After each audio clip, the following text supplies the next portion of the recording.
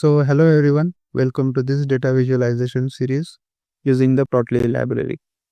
If you are someone who curious about the data visualization, or maybe you have worked with the Matplotlib or a Seaborn library and want to level up, then this video is for you. Today we will walk through what Plotly is, why it's so powerful, and how you can start using it to create interactive and stunning charts. Plotly is not just another data visualization library. It's an experience that transforms the way you interact with your data.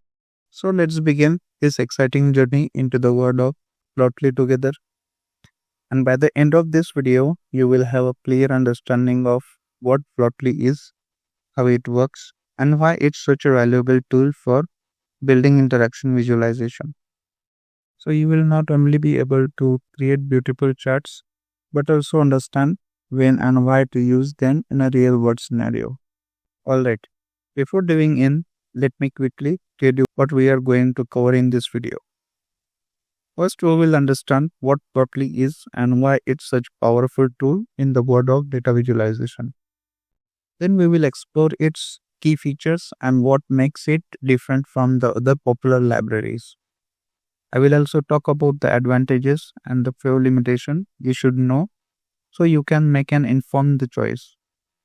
We will also go over how to install and set up Plotly in your environment, whether you are using Jupyter Notebook or Google Colab or Visual Studio. And finally, we will compare the two main modules, Plotly.express and the Plotly.graph objects. So you know when to use what depending on your use cases. So it's going to be complete guide from theory to practical tips. So let's start with the basic. What is Plotly? Simply, Plotly is a powerful Python library that allow you to create beautiful, dynamic and interactive charts and the visualization. Unlike static graphs from other libraries, Plotly charts are alive. They respond to user interaction like zooming, hovering, panning, and even animation. So it's work great in a Jupyter Notebook, standalone, Python scripts can even be integrated into web application with ease.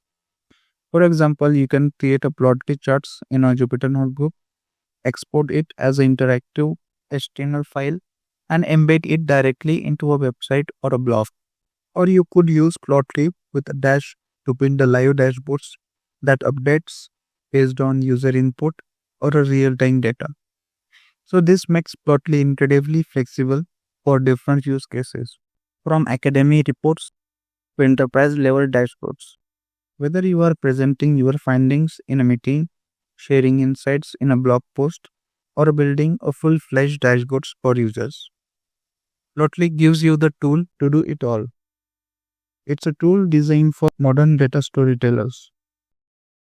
So here are some quick highlights that makes Plotly stand out. It enables zooming into charts, hovering over data points for additional information, and panning to export data in a more intuitive way. So this interactive can truly enhance user engagement. It also works smoothly across different environments, whether it's a notebook, a web page, or a command line script. Plotly adapts perfectly.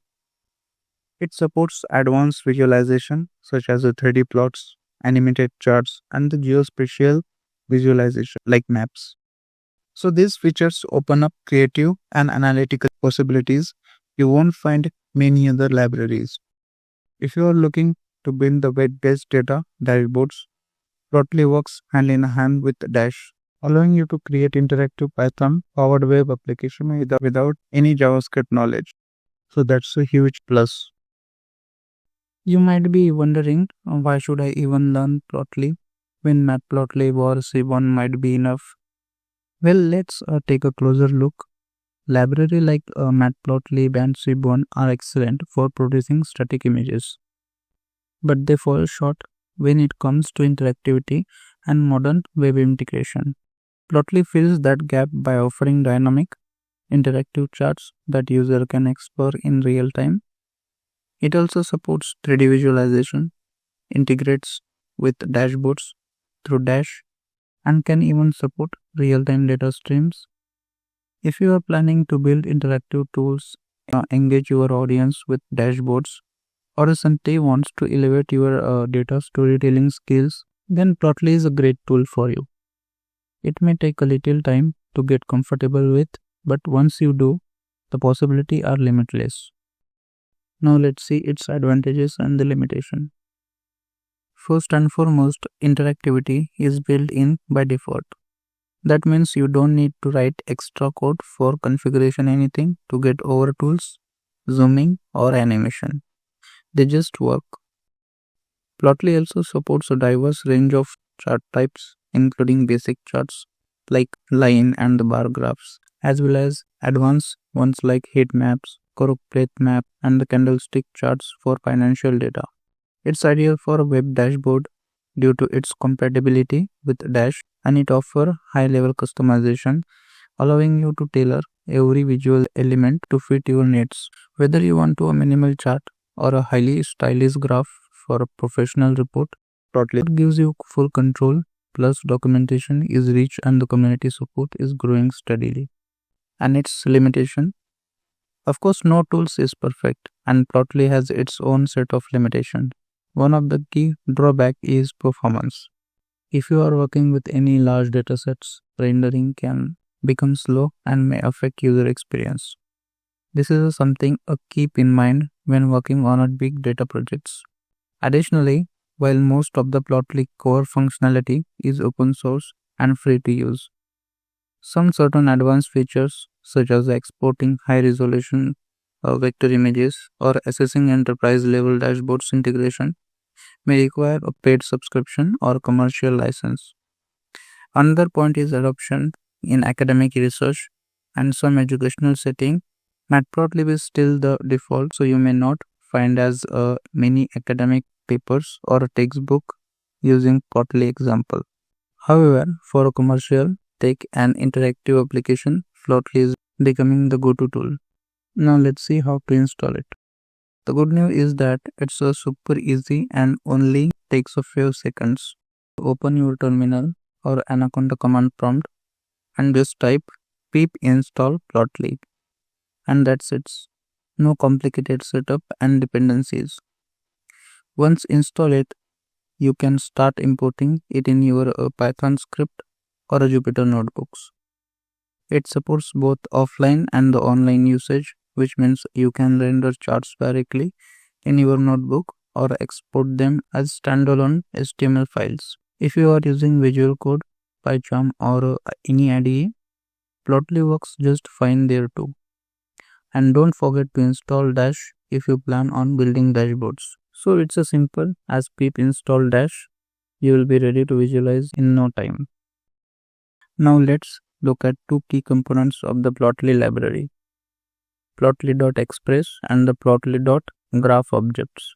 Think of Plotly.express as your quick start tool. It's fast, easy to use, and great for generating basic charts with just a few lines of code. If you are exploring data or working in a notebook, Express is perfect. And on the other hand, Plotly.graph objects is more advanced. It gives you more control and allow you to build complex layered visualization. It's ideal for professional building dashboards or highly customized reports. You can fine-tune every part of the charts from layouts and styling to tooltips and interactions. So choose Express when you want to speed and simplicity, and go with graph objects when you need to precision and the customization. And that's it for today.